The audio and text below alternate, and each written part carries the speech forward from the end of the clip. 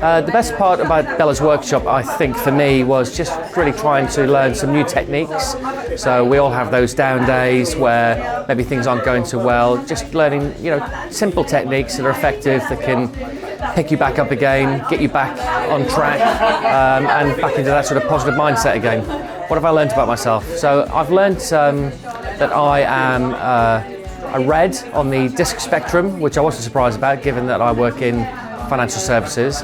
But it's also helped me to understand how I can best work with other personality traits as well.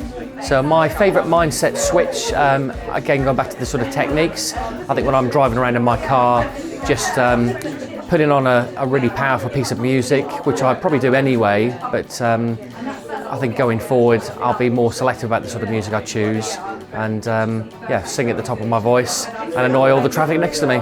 I think Bella's workshop would work for any sort of business. I think particularly small business owners, if you've got a company with 4 or 5 employees or more, it could actually be quite good for bringing the whole team together, and then you can all learn something about each other as well.